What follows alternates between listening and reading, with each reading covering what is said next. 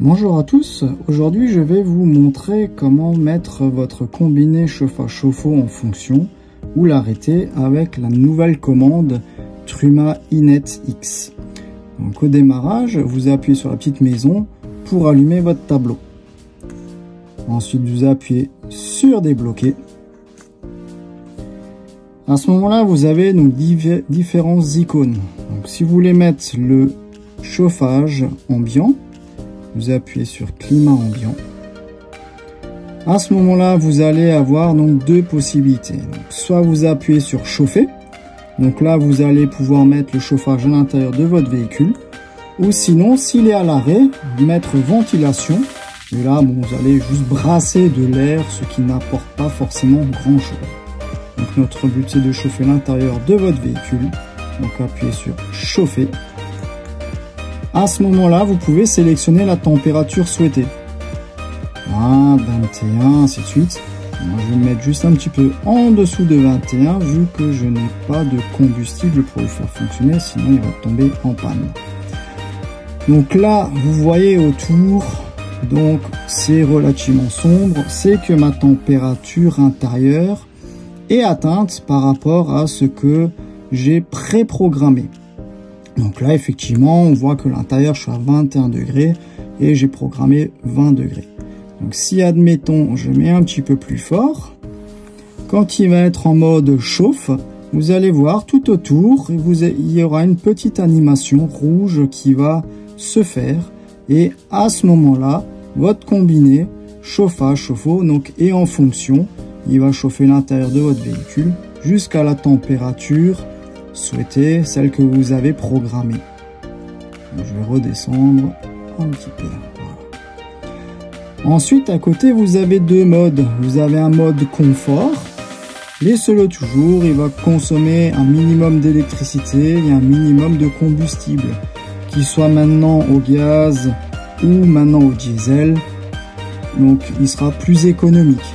Après, de toute façon, si il est en option électrique, ça changera pas forcément grand chose. Si vous le mettez sur rapide, ben là, la ventilation tournera un petit peu plus vite et il va brûler un petit peu plus de calories pour chauffer aussi plus rapidement l'intérieur de votre véhicule. Si vous voulez retourner au menu précédent tout en gardant le chauffage allumé, vous appuyez sur la petite flèche retour. Vous voyez que le climat ambiant est programmé sur 20 degrés. Si vous voulez mettre en même temps le ballon d'eau chaude, ou admettons votre chauffage est coupé et vous voulez mettre juste le ballon d'eau chaude, ben ça va être la même manipulation, mais le petit bouton à côté. Donc eau chaude, mise en marche, et là vous pouvez sélectionner la température souhaitée. Donc pareil, petite animation quand il est en fonction, pour chauffer votre eau jusqu'à la température souhaitée. Donc là on était à 60 degrés, on peut le descendre pour une petite vaisselle à 40 degrés, ce qui suffit aussi amplement. Ou sinon 70, là ça durera un petit peu plus longtemps. Voilà. Vous allez avoir le bouton chauffage rapide qui lui en fait, ça va être toujours le même principe comme sur les autres modèles. Vous allez en fait donc réduire la ventilation du chauffage pour avoir plus de calories pour chauffer le ballon d'eau chaude qui est à l'extrémité. Donc là effectivement, petit défaut, c'est parce que je n'ai pas de bouteille de gaz dans le véhicule présenté. Si vous avez eu 40-60 degrés et vous voulez couper, vous appuyez tout simplement sur arrêter. Et puis c'est bon. Voilà, bien évidemment, panne. Donc vous allez avoir un petit message ici. Vous allez dessus et vous allez donc voir qu'effectivement, soit la bouteille est vide. Bon, dans mon cas, il n'y a pas de bouteille dedans. Donc on va appuyer dessus. Il va donner effectivement donc des petites indications sur comment résoudre la panne. Nous, on va faire donc déclarer résolu. Donc réinitialiser l'erreur. Et puis on est bon. Il a effacé les erreurs ou pas. Déclarer résolu. Bon, après, il va peut-être relancer une recherche. Je coupe au montage. Voilà. Une petite précision supplémentaire aussi pour les clients qui bénéficient de l'option électrique. Donc là, sur ce modèle-là, maintenant, je l'ai en haut. Donc, il y a la petite prise qui s'est affichée. Donc, vous pouvez aussi donc chauffer votre eau ou la température ambiante en électrique. Donc quand vous bénéficiez de cette option là, quand vous êtes sur climat ambiant ou sur eau chaude, vous allez avoir en bas l'onglet donc choix de l'énergie. Donc là vous cliquez tout simplement dessus. Vous pouvez sélectionner ou non donc le fait de le faire fonctionner au gaz, et après vous pouvez aussi donc sélectionner l'électricité directement en bas. Donc après donc vous allez avoir donc différentes puissances, que ça soit du 900 watts, du 1800 watts, ça va aussi dépendre de l'ampérage que vous avez de disponible sur le terrain de camping. Si vous avez du 10 ampères, ben c'est sûr, vous pouvez le mettre sur 1800 watts, ça passera aisément. Si vous avez que du 5 ampères, ben là, vaut mieux passer sur du 900 watts, sinon la borne, ben, elle risque de sauter, quoi, hein, tout simplement.